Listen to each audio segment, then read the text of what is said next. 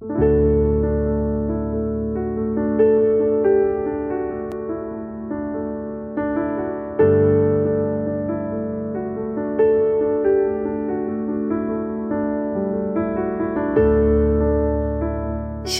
Bapak, Ibu, Saudara-saudari kekasih Kristus. Bagaimana kabar Anda?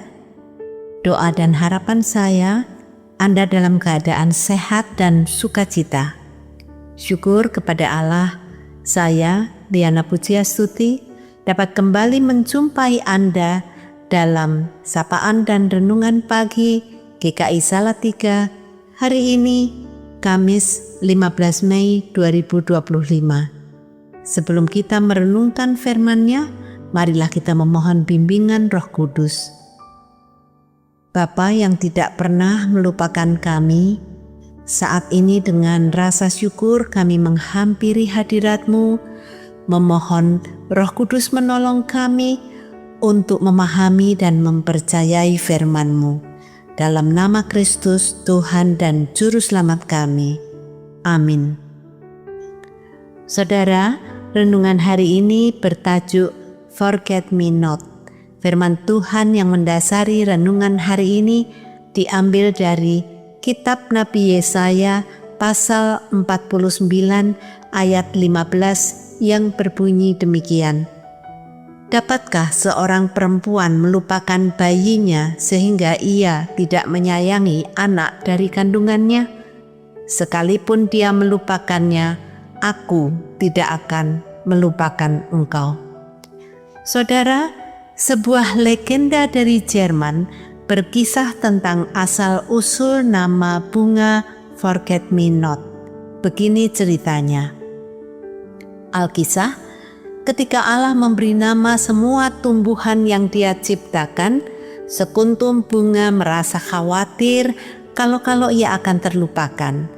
Jadi bunga kecil itu berseru, "Jangan lupakan aku, Tuhan." Itulah kemudian nama yang Allah berikan kepada bunga itu, Forget Me Not.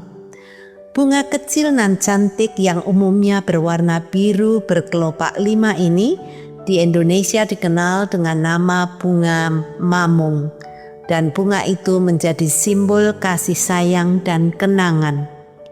Saya kira tidak ada seorang pun di antara kita yang mau dilupakan. Semua pasti ingin tetap diingat, dikenang, dan disayangi. Setiap kita tidak ingin dilupakan, apalagi oleh Allah. Bagaimana realitasnya?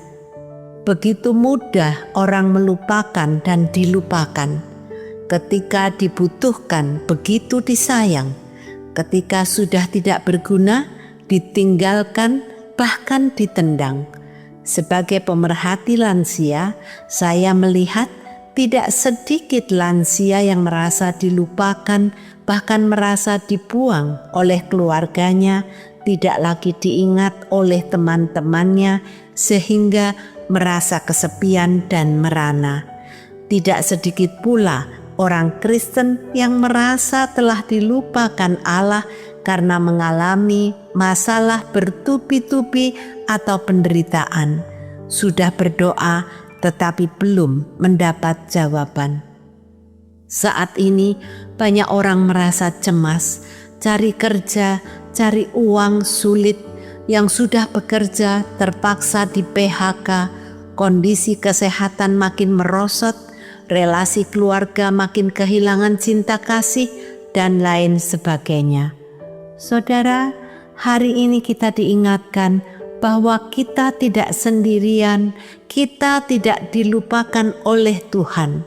Firman-Nya, dapatkah seorang perempuan melupakan bayinya sehingga ia tidak menyayangi anak dari kandungannya? Sekalipun dia melupakannya, aku tidak akan melupakan engkau. Sungguh sebuah pesan atau janji Tuhan yang menghangatkan hati kita, membesarkan hati, melegakan, dan membangun semangat kita. Dan janji Tuhan pasti dipenuhi. Saudara, jika kita mau sejenak menengok ke belakang pada kehidupan yang telah kita lalui, Bukankah Allah juga tidak meninggalkan kita pada saat-saat yang tersulit atau tergelap dalam hidup kita? Dia ada bersama kita melewati masa-masa sukar itu. Ibu saya yang hari ini berusia 93 tahun acap kali menyatakan, Tuhan Yesus tidak pernah sekalipun meninggalkan aku. Saudara, Allah yang begitu mengasihi kita hingga rela memberikan putranya yang tunggal, Yesus Kristus, mati demi kita, tidak akan pernah melupakan kita. Mungkin keluarga dan teman-teman kita melupakan kita, tetapi Allah tidak akan pernah melupakan kita. Kita akan selalu diingat dan disayanginya.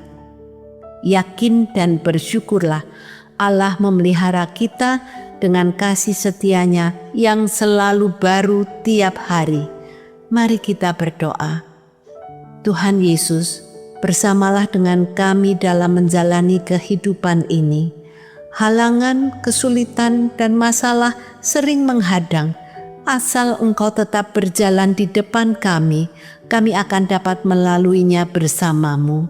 Tetaplah bersama kami, ya Tuhan Yesus, karena kami membutuhkan kekuatan untuk tetap meyakini Engkau memelihara kami. Dalam nama-Mu Tuhan Yesus, kami berdoa dan bersyukur. Amin. Semangat pagi saudara, selamat bersukacita sebab Allah tidak akan pernah melupakan kita.